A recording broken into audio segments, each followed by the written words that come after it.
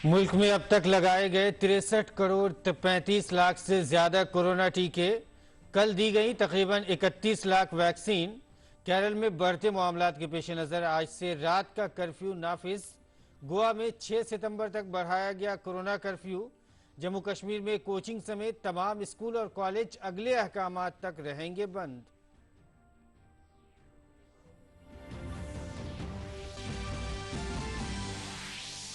वज़ीर दिफा राजनाथ सिंह आज कौमी सलामती से मुतालिक तीसरे बलराम जी दास टंडन मेमोरियल लेक्चर से करेंगे खिताब।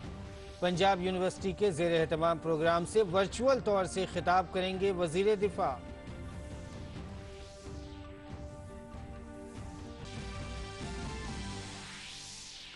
रिजर्व बैंक की sovereign gold bond scheme 2021-22 series 6 का आज से 3 सितंबर तक सारिफीन के लिए आगाज। रिजर्व बैंक ने फी किलोग्राम के लिए तय की 4,732 रुपए की कीमत।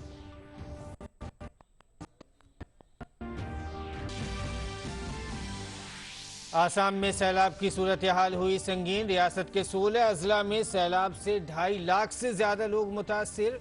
लखीमपुर जिले में मुसलसल बारिश से ब्रह्मपुत्र नदी की आबी सतह में इजाफा।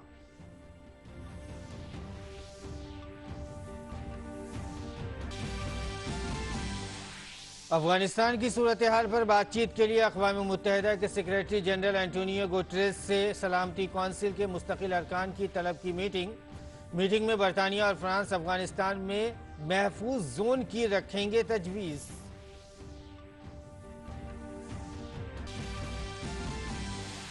अमेरिका के लुजियाना साहिल से टकराया समुद्री तूफान एडा। तेज रफ्तार वाले कैटेगरी 4 के समुद्री तूफान की वजह से सैलाब की सूरत हाल। न्यू ऑरलियंस में तूफान का हो सकता है तबाहकुन असर।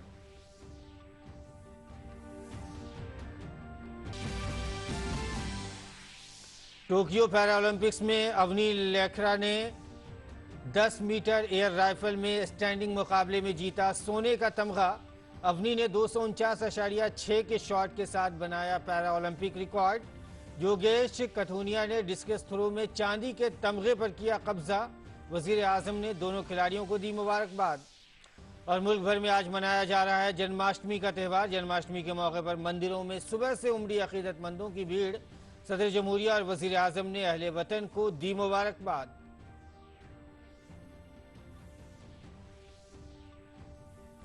नाजरीन आदाब, सुबह 9 बजे के उर्दू खबरनामे में आपका खैर मकदम है। मैं हूं आपके साथ मसरूर फैजी और आइए अब हम खबरों पर तफसील के साथ नजर डालते हैं।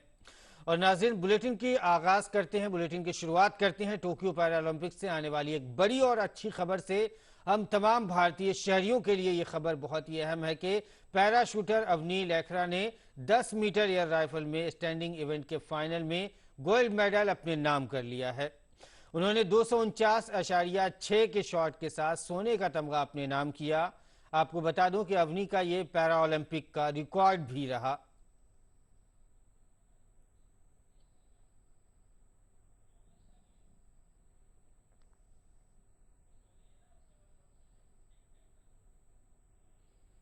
और नाजरीन, टोक्यो पैरालंपिक्स से आज सुबह की जो दूसरी सबसे बड़ी खबर है उसका सबब है डिस्कस थ्रो के खिलाड़ी योगेश कथुनिया, जो कि योगेश कथुनिया ने टोक्यो पैरालंपिक्स में डिस्कस थ्रो के F56 जुमरे में चांदी का तमगा जीत लिया है।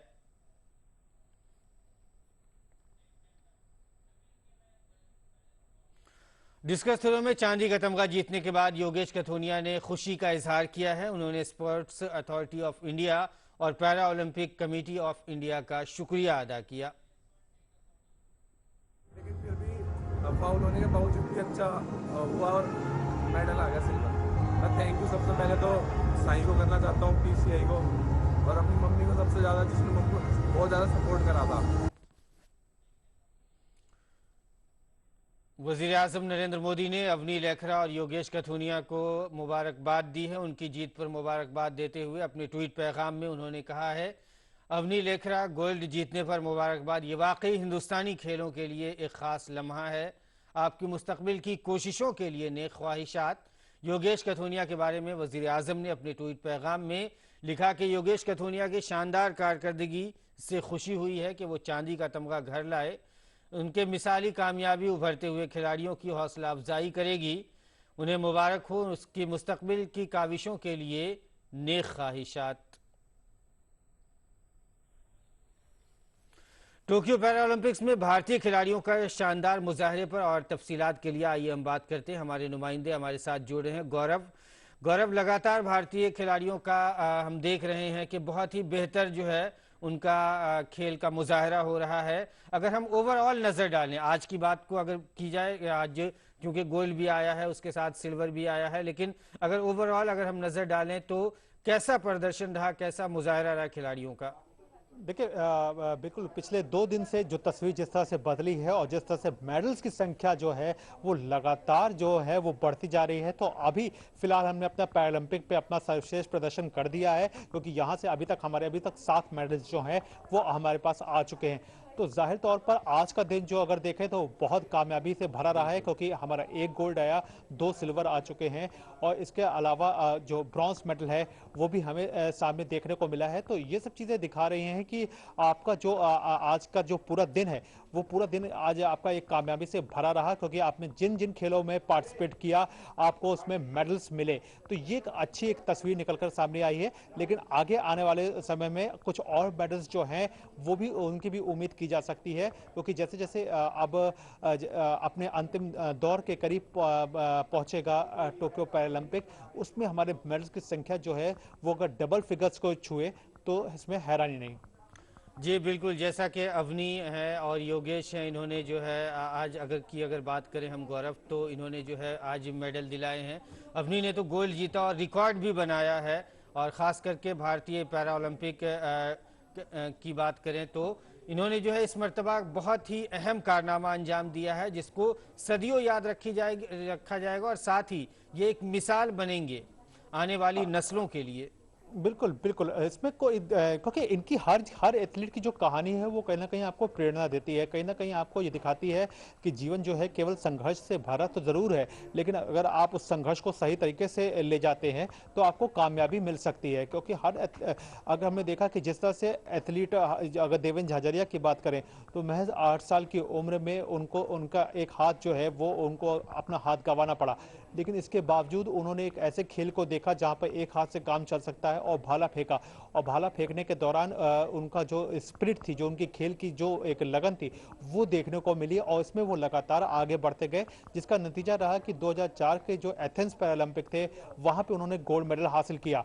हालांकि इसके बाद जो बाकी की जो 3 ओलंपिक आए उसमें वो शायद उतना कामयाब नहीं हो रह पाए, लेकिन 2016 का जो रियो पैरालंपिक था वहाँ पे उन्होंने स्वर्ण पदक एक बार फिर से हासिल किया।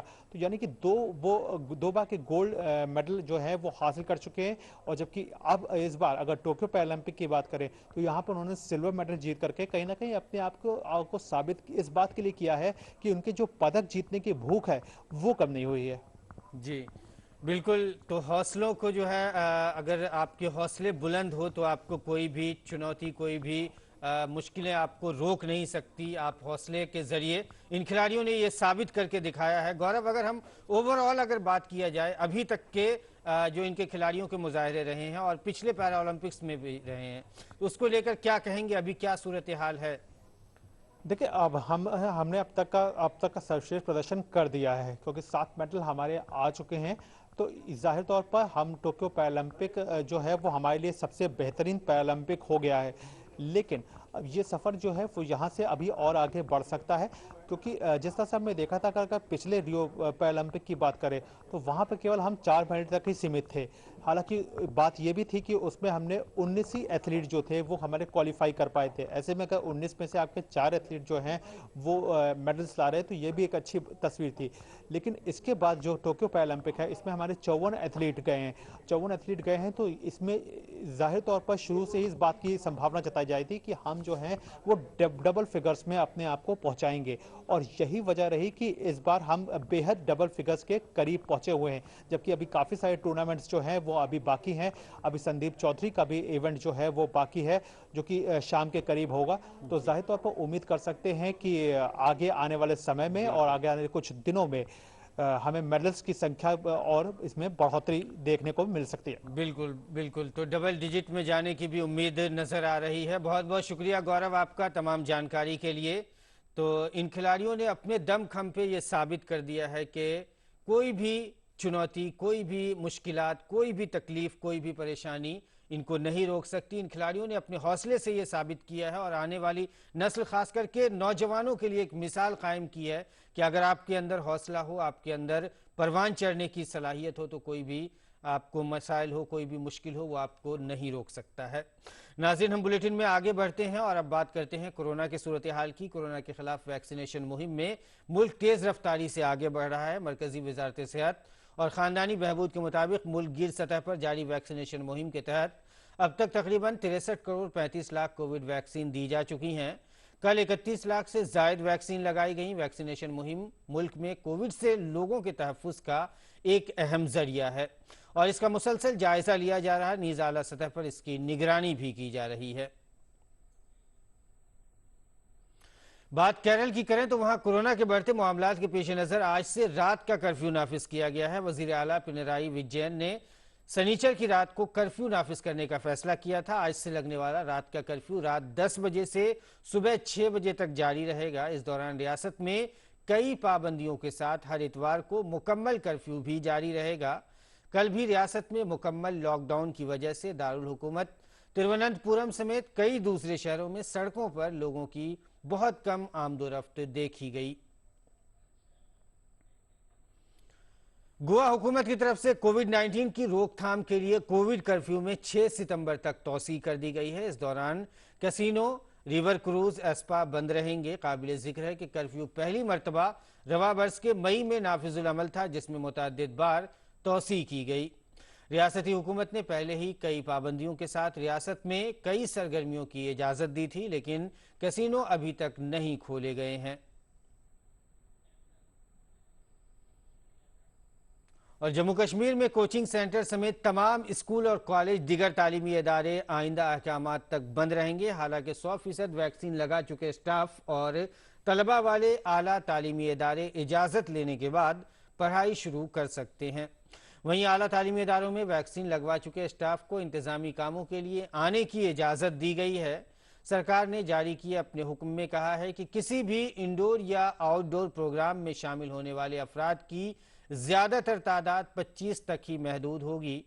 इसके अलावा सभी अजला में रात 8 बजे से सुबह 7 बजे तक रात का कर्फ्यू जारी रहेगा।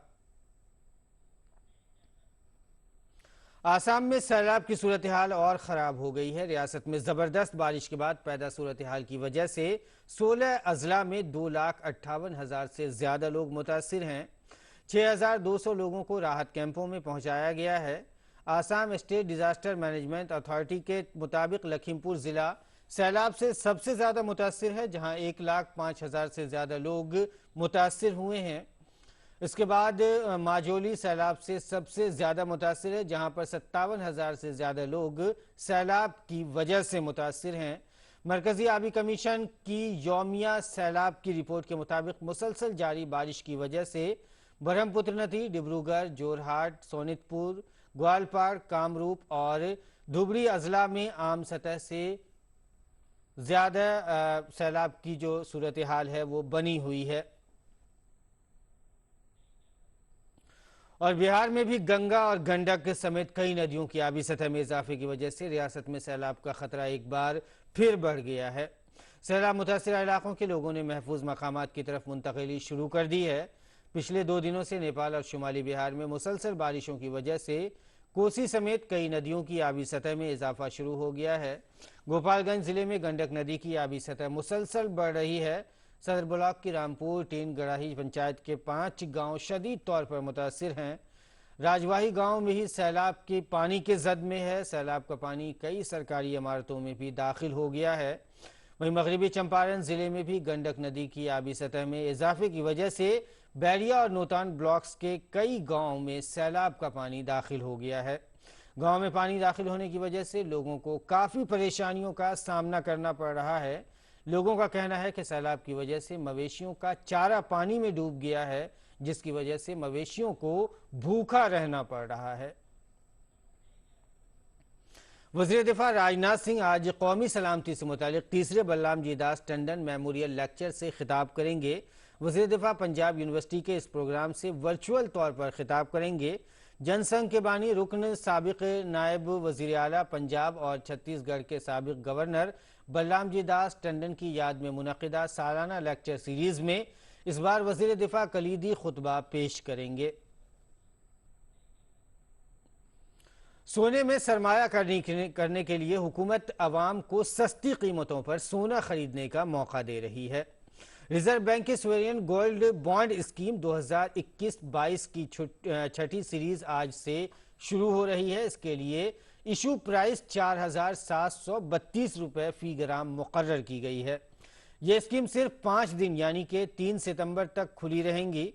अगर आप सोवरेन गोल्ड बॉन्ड स्कीम के तहत 10 ग्राम सोना खरीदते हैं तो इसकी कीमत 47,320 रुपये है। ताहम सरमायाकारों को ऑनलाइन दरखास्त देने और डिजिटल तौर पर अदायगी करने वालों को 50 रुपये की छूट देने का फैसला किया गया है। इसका मतलब यह हुआ कि ऑनलाइन सोना खरीदने पर आपको 4,682 रुपये फी ग्राम लागत आएगी। सोवरेन गोल्ड बॉन्ड तमाम बैंकों, stock holding corporation of India limited, post office और तस्लीम शुदा स्टॉक एक्सचेंजेस NSE और BSE के जरिए फरोख्त किए जाएंगे। Central board of direct taxes CBDT ने तनाज़ा के हल से मुतालिक कानून के तहत अदायगी की आखिरी तारीख बगैर किसी इजाफी चार्ज के इस साल 30 सितंबर तक बढ़ा दी है। पहले ये तारीख 31 अगस्त थी। वजारत ख़जाना की एक रिलीज़ में कहा गया है कि आखिरी तारीख बढ़ाने का फैसला फॉर्म नंबर 3 को जारी करने और उसमें तरमीम करने में आ रही मुश्किलों को ज़हन में रखकर किया गया है।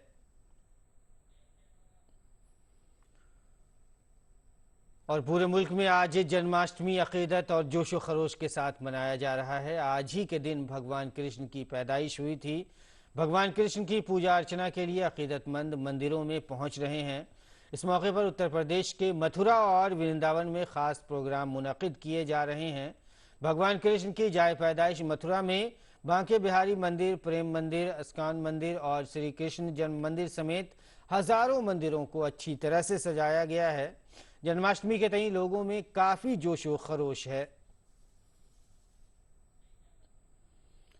सदर जमहूरिया रामनाथ कोविंद ने जन्माष्टमी के मौके पर लोगों को मुबारकबाद दी है। सदर ने अपने पैगाम में कहा है कि जन्माष्टमी के मुबारक मौके पर मैं भारत और बैरून मुल्क रहने वाले तमाम हमवतनों को मुबारकबाद और नेक ख्वाहिशात पेश करता हूँ।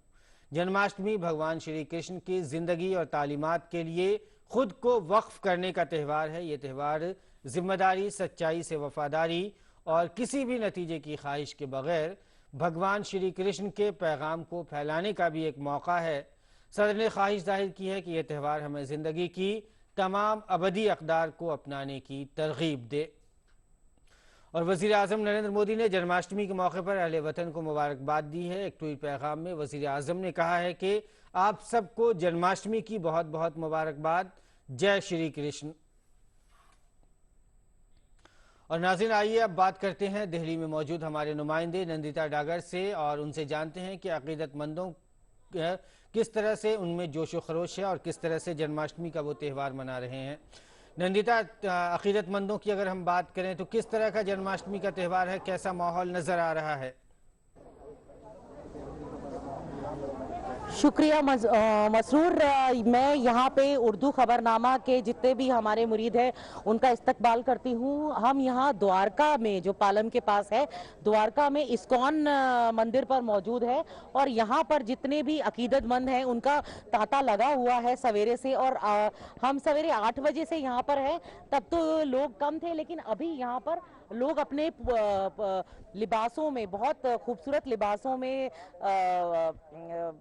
ख़वातीन और हजरात आए हैं और वो यहाँ पर मोर के पंख, जो कि सिंबल होता है, एक तरह का निशान होता है लॉर्ड कृष्णा का, उनको खरीद रहे हैं, प्रसाद खरीद रहे हैं और अंदर जा रहे हैं। लेकिन आपको मसरूर ये बताना ज़रूरी है कि ये दूसरी बार ऐसा हो रहा है कि ये जो त्यौहार है, ये जो जश्न है, ये पैंडेमिक के दौरान मनाया जा रहा है, चाइनीज वायरस के दौरान मनाया जा रहा है। तो काफी प्रिकॉशंस यानी कि काफी हिदायतें यहाँ पर बरती जा रही हैं, जैसे कि अकीदतमंदों को हैंड सैनिटाइजर वगैरह स्प्रे किया जा रहा है। सिविल डिफेंस पर्सनल यहाँ पर मौजूद है जगह जगह।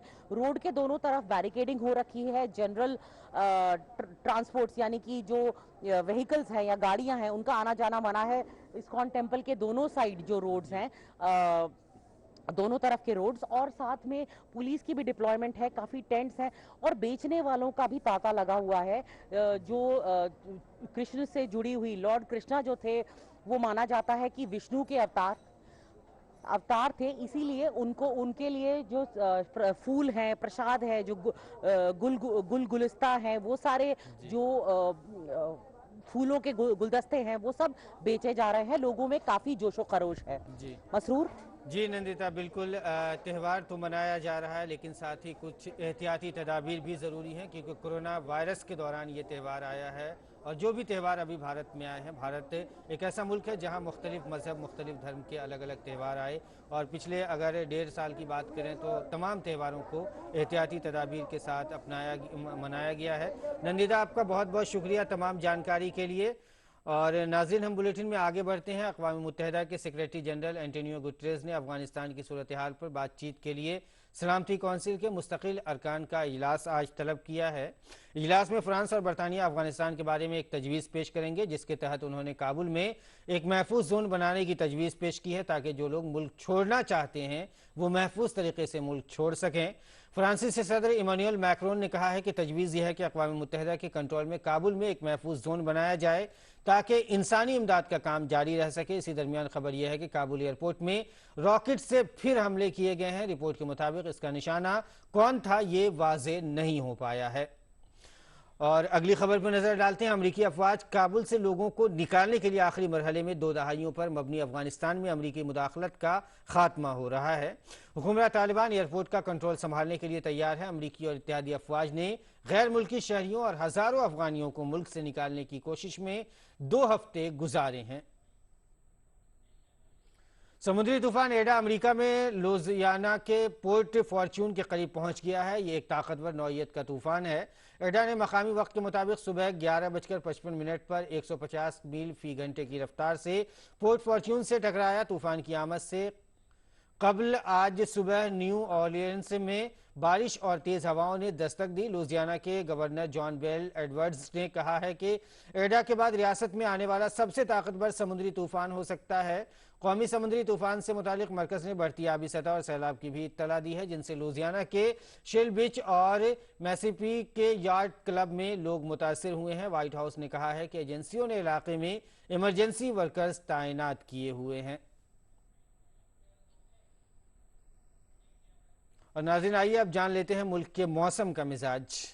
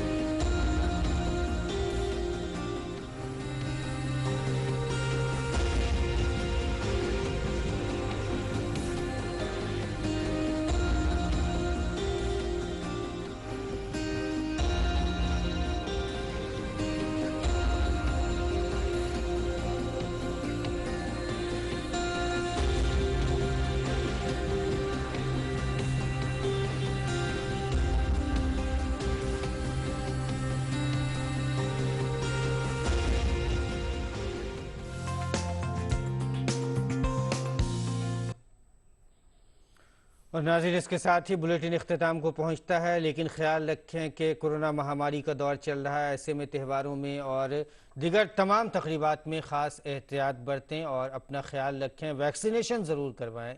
फिलहाल इजाजत दीजिए, आदाब।